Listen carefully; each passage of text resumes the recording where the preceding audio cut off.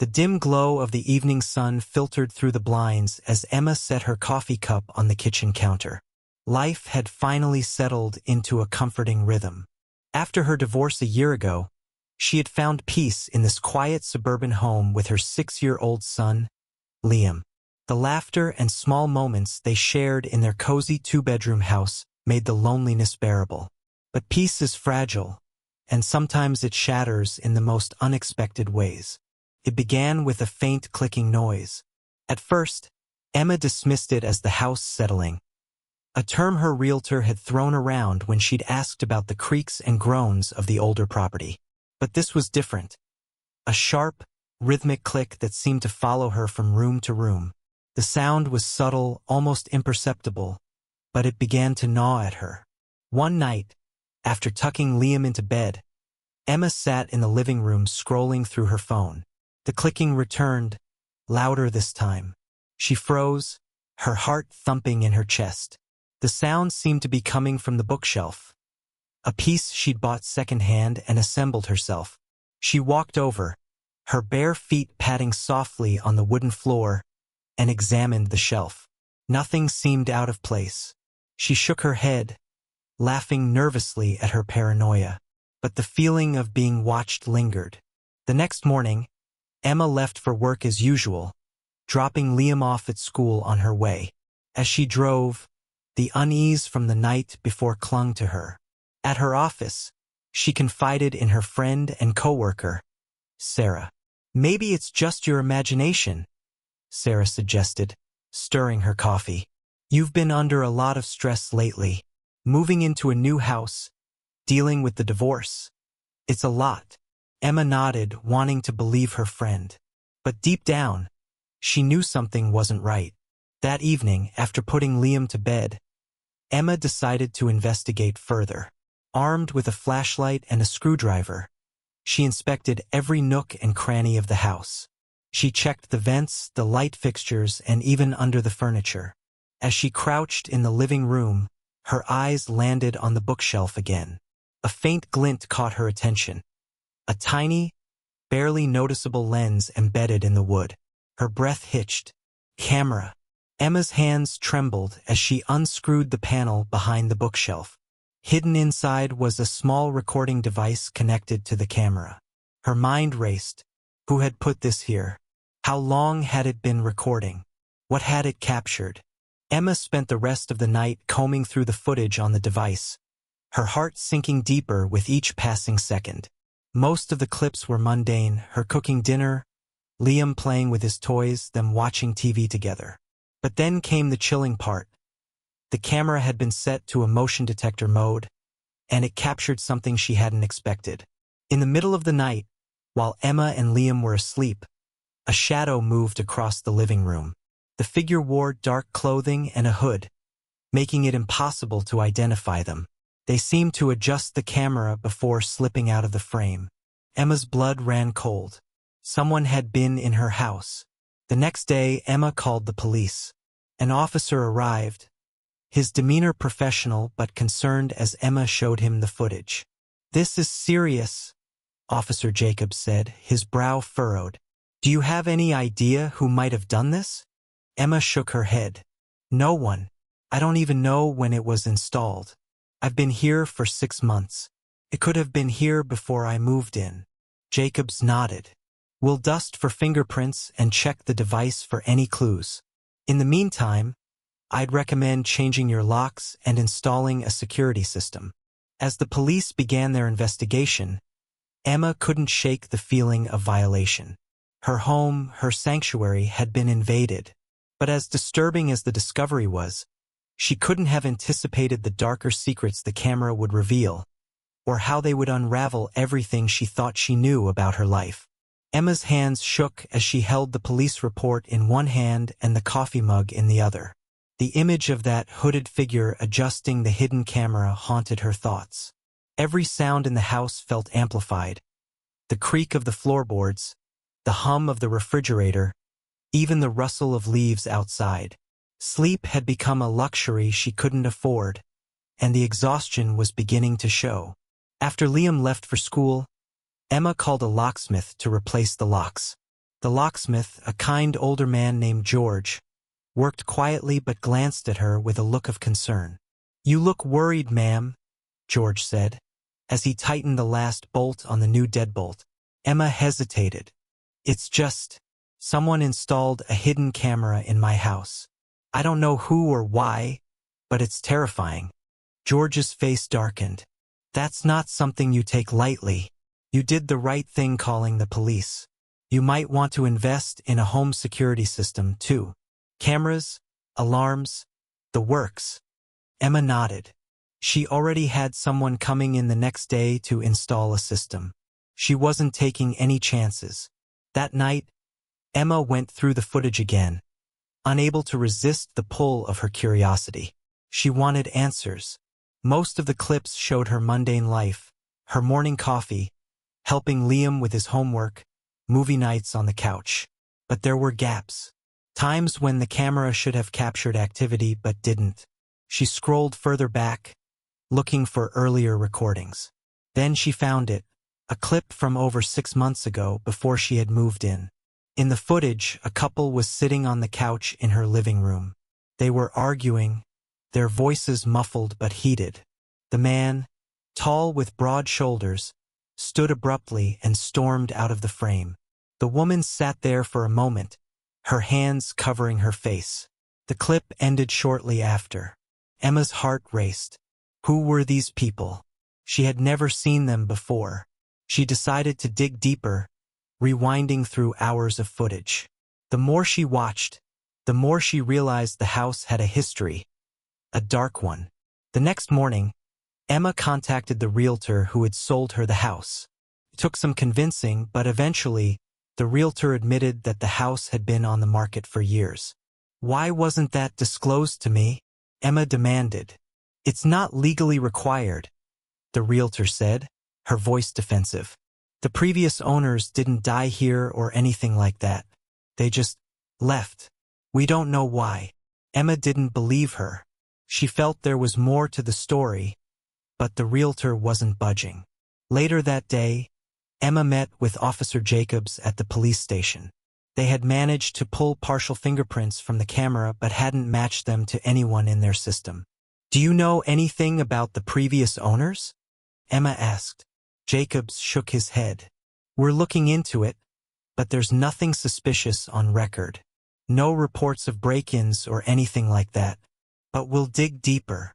As Emma left the station, a sense of unease settled over her. The police didn't seem to be taking the case as seriously as she was. She decided to take matters into her own hands. That night, after putting Liam to bed, Emma turned to the internet. She searched for any information she could find about the house, the neighborhood, and the previous owners. Hours passed, and just as she was about to give up, she stumbled upon an old news article. The headline sent a chill down her spine. "Local couple goes missing after dispute. Last seen at their home on Maple Street." Her address. The article described the missing couple, Julia and Mark Reynolds, who had lived in the house before her. Neighbors reported hearing loud arguments and seeing police cars at the house several times. Then, one day, the couple vanished without a trace. The police investigation went cold, and the house was eventually put on the market. Emma's mind raced. The footage of the couple arguing, it had to be Julia and Mark. But what happened to them? And why was a hidden camera installed in the house? The next day, Emma shared the article and the footage with Officer Jacobs. He seemed surprised but intrigued. "This changes things," he admitted. "If the camera was here before you moved in, it might have been installed by whoever was watching them. We'll need to investigate further."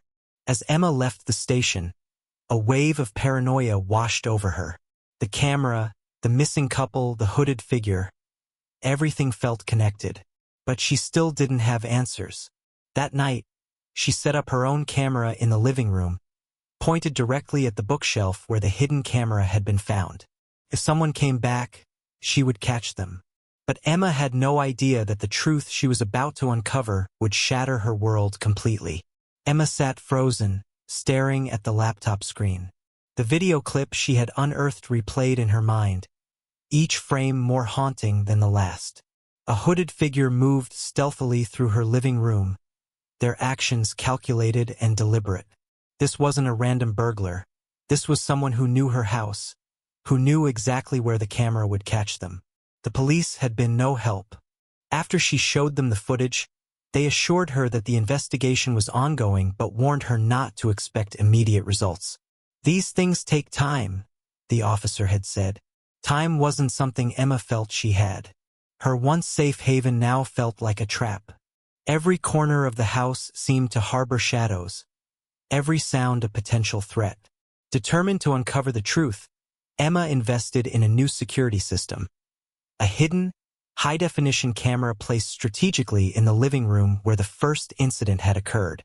For 3 nights, she barely slept, her laptop by her side, watching the live feed obsessively. But the hooded figure didn't return. Emma began to question whether it had all been a fluke, or worse, her imagination playing tricks on her. On the 4th night, however, the motion detector buzzed, jolting her awake. Her heart raced as she grabbed the laptop, pulling up the live feed. There, moving silently through her living room, was the figure. The hood obscured their face, but their movements were methodical, almost rehearsed.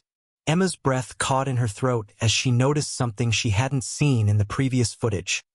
A glint of metal on their wrist. A watch, but not just any watch. Emma recognized it instantly. A distinctive black leather band with a silver face, her ex-husband David's favorite watch. Shock rippled through her. Could it really be him? David hadn't been a part of her life for years. After their bitter divorce, he had moved across the country, his interactions with her and Liam reduced to a handful of emails and calls. Why would he be here now? And why like this? Her thoughts were interrupted as the figure paused, turning toward the camera. Though their face was still hidden, their posture was unmistakable. Emma's stomach churned. Unable to sit still, she dialed 911, her hands shaking as she tried to explain the situation to the dispatcher. "There's someone in my house," she whispered, her voice barely audible. I think it might be someone I know." The dispatcher assured her that officers were on their way and urged her to stay on the line. Emma grabbed the baseball bat she kept under her bed and crept toward Liam's room. Her son was her priority, nothing else mattered. Inside Liam's room, Emma stood guard, her eyes glued to the door. She could hear the faint sounds of movement downstairs, each creak of the floorboards making her grip the bat tighter. Finally, the sound of approaching sirens broke the tension. Red and blue lights flooded the street outside as the police arrived. Emma let out a shaky breath, relief mixing with dread. The officers moved swiftly, securing the house and searching for the intruder. But when they reached the living room, the hooded figure was gone. All that remained was a single piece of paper on the coffee table. Emma's heart sank as she picked it up. Written in bold, familiar handwriting was a chilling message. "You can't hide the truth forever." Her hands trembled as she stared at the note. What truth? What did David mean by this? Emma's world spiraled, the walls of her home now feeling like a prison, each question pulling her deeper into the unknown. The note haunted Emma, its cryptic message looping in her mind. You can't hide the truth forever. What truth? What did David think she was hiding? She stared at the words, the handwriting unmistakably his. David wasn't just back in her life, he was playing games, dangerous ones. The police conducted a thorough sweep of the house, but the hooded figure had vanished without a trace. There were no signs of forced entry, which only deepened the mystery. "Are you sure your ex-husband is behind this?" one officer asked, his skepticism clear. "Yes," Emma insisted, showing them the watch on the video feed and the note. "It's his handwriting. I know it." The officers exchanged uncertain glances but agreed to run prints on the note. As they left, one officer, a younger man with kind eyes, pulled Emma aside. "If he's targeting you, he'll slip up. We'll catch him," he assured her. Emma wanted to believe him, but a deep unease gripped her. This wasn't just about catching David, it was about understanding why he was doing this. That night she couldn't sleep. Liam, unaware of the chaos, had fallen asleep in her bed, clutching his favorite stuffed animal. Emma watched him breathe, her resolve hardening. She wouldn't let David or anyone threaten their safety. Emma sat at her desk, pulling out an old box filled with memories of her life with David. Inside were photographs, letters, and documents from their time together. As she sifted through them, she felt a pang of nostalgia mixed with bitterness. The man she once loved was now a shadowy threat. Among the papers, she found their divorce agreement. Flipping through it, her eyes caught something she had forgotten, a clause about custody. It was standard, outlining shared responsibilities, but something about it now felt ominous. Then she remembered. Before the divorce, David had been obsessed with an old argument about Liam's paternity. He had accused Emma of infidelity, convinced Liam wasn't his biological child. The accusations had been baseless, but they had shattered their marriage.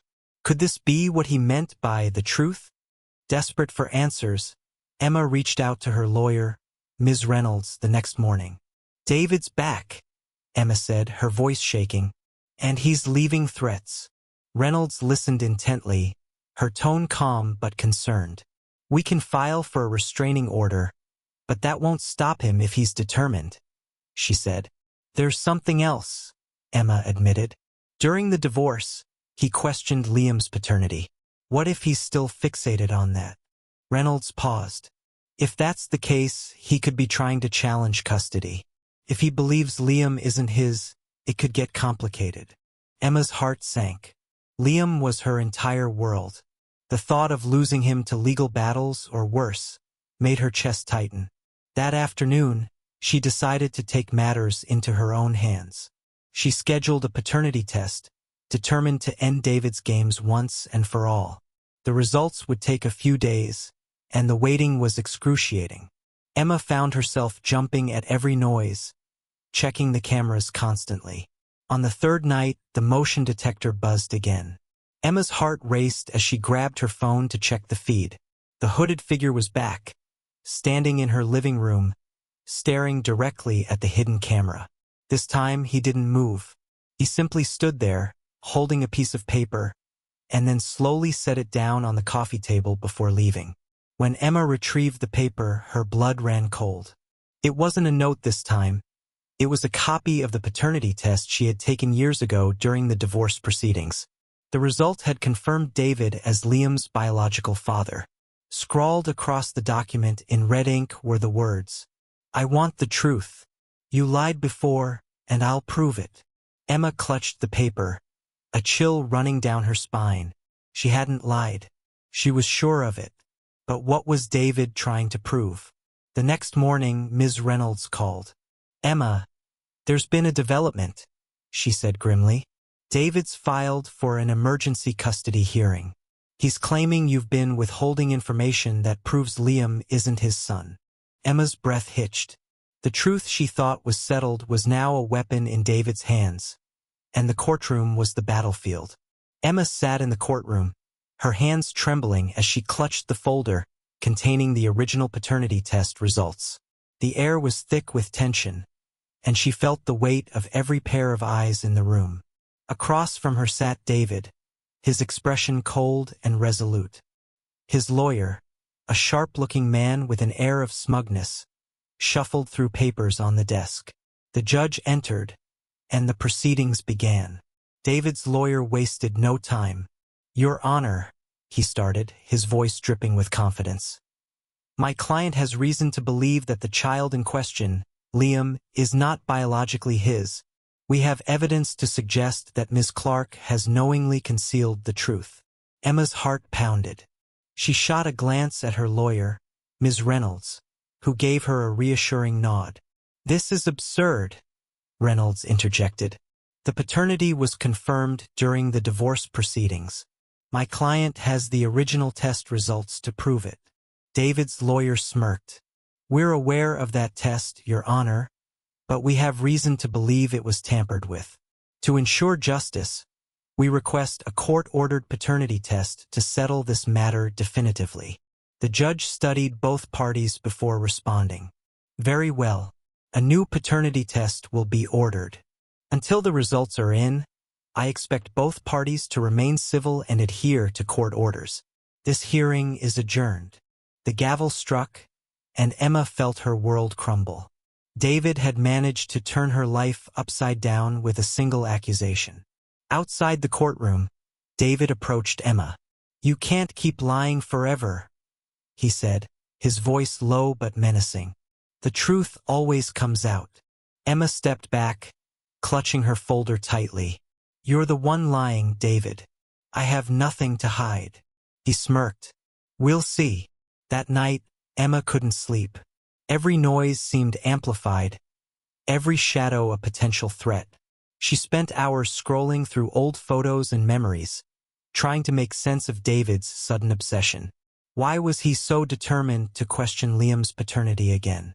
Then she remembered something. During their marriage, David had been gone for long stretches, claiming work obligations. It was during one of these absences that Emma had found a receipt for a hotel room, booked in his name but shared with someone else. She hadn't confronted him at the time, brushing it off as a misunderstanding. But now it gnawed at her. Was David projecting his guilt onto her? The next morning, Emma decided to act. She visited the lab where the new paternity test was being conducted. Speaking with the technician, she emphasized the importance of proper handling. "This test is more than just a piece of paper," she said, her voice firm. "It's my son's future." The technician assured her of the lab's integrity, but Emma's anxiety didn't wane. Days later, the test results were ready. Emma sat in her lawyer's office, clutching the edge of her chair as Ms. Reynolds opened the envelope. "Well?" Emma asked, her voice barely above a whisper. Reynolds looked up, her expression unreadable. "Liam is David's son," she said. Relief washed over Emma, but it was short-lived. "That's not the end of it," Reynolds continued. "David's filed another motion. He's claiming you're unfit to parent and seeking full custody." Emma's heart sank. "On what grounds?" Reynolds handed her a document. "He claims your mental health is unstable and that you've been exposing Liam to dangerous situations." Emma's eyes scanned the accusations, each one more baseless than the last. David was relentless, and he was using every trick in the book to break her. Determined not to let him win, Emma started preparing for the next hearing. She gathered letters from friends and family attesting to her character, proof of her stable income, and even records of Liam's happy school life. As she worked late into the night, she stumbled upon an old flash drive labeled David's Work. Curious, she plugged it into her computer. What she found shocked her. The drive contained emails, financial records, and correspondence with someone named Claire. The messages revealed a long-term affair, one that had started before Liam was even born. But more importantly, there were documents suggesting David had been involved in illegal financial dealings. Emma stared at the screen, her mind racing. This was it, the leverage she needed. "David," she whispered to herself, "you've just lost." The battle wasn't over yet, but Emma now had a weapon of her own. She wasn't just fighting for Liam. She was fighting to expose the truth. The next courtroom showdown would be the ultimate test of justice. The courtroom was packed, the tension palpable as Emma sat next to her lawyer, Ms. Reynolds. Across the aisle, David exuded confidence, his smirk barely concealed. His lawyer had already begun presenting their case, detailing a narrative of Emma as unstable and unfit, painting a picture of neglect and irresponsibility that was both infuriating and deeply hurtful. But Emma was ready. She had spent the past week gathering every piece of evidence, every document, and every testimony that could prove David's accusations baseless. Most importantly, she had the contents of the flash drive, a weapon she hadn't yet revealed. As David's lawyer concluded his argument, Emma's lawyer stood, her presence commanding. "Your Honor," The opposing counsel has painted my client as a mother incapable of providing a stable environment for her son. However, the truth paints a very different picture. Ms. Reynolds began. She methodically dismantled every accusation. Witnesses testified to Emma's character and parenting, teachers attested to Liam's happiness and progress in school, and medical records showed no history of mental instability. But the turning point came when Ms. Reynolds introduced the flash drive. "Your Honor," she said, holding it up, "this device contains communications and financial records belonging to Mr. David Carter. These documents not only reveal a pattern of deception and financial misconduct, but also cast serious doubt on his credibility as a witness and a father." David's face turned ashen as the contents of the drive were displayed. Emails confirming his affair with Claire, bank statements showing suspicious transfers, and messages discussing ways to discredit Emma were all laid bare. The courtroom buzzed with whispers, and the judge quickly called for order. "Mr. Carter," the judge said sternly, "do you wish to explain this?" David stammered, his usual composure crumbling. Those emails don't prove anything. They're out of context." "Context or not," the judge replied, "they raise serious concerns about your motives and honesty in this case." Ms. Reynolds wasn't done. "Your Honor, these documents also suggest that Mr. Carter's accusations against my client were not made out of concern for his son, but rather as a vendetta against Ms. Clark for leaving him." Emma felt a swell of vindication as the judge's gaze shifted toward David, his expression now one of doubt and disapproval. "Miss Clark," the judge finally said, "do you have anything to add?" Emma stood, her voice steady despite the lump in her throat. "Your Honor, I've done everything I can to give Liam a safe and loving home. David's actions have been about control, not love. All I want is for my son to grow up in peace, away from this constant battle." The judge nodded solemnly. "I've heard enough. Based on the evidence presented, it's clear that Mr. Carter's claims lack credibility. The motion for full custody is denied. Furthermore, this court will review the financial and legal implications of the documents presented." The gavel struck, and it was over. Emma felt the weight lift off her shoulders as relief washed over her. As the courtroom emptied, David approached Emma one last time. "You think you've won, don't you?" he sneered. Emma met his gaze, unflinching. "I didn't think. I fought. For my son. And I'll keep fighting if I have to." David stormed off, his bravado shattered. That evening, Emma and Liam sat on the couch, surrounded by the warmth of their home. Liam looked up at her and asked, "Mom, are we going to be okay?" Emma hugged him tightly, her heart full of both love and determination. "Yes, sweetheart, we're going to be just fine." She glanced at the pile of papers on the table, evidence of the fight she'd endured, but she knew one thing for certain. She'd do it all over again for Liam, because in the end, love always triumphed over lies. And Emma had finally reclaimed the peace she and her son deserved.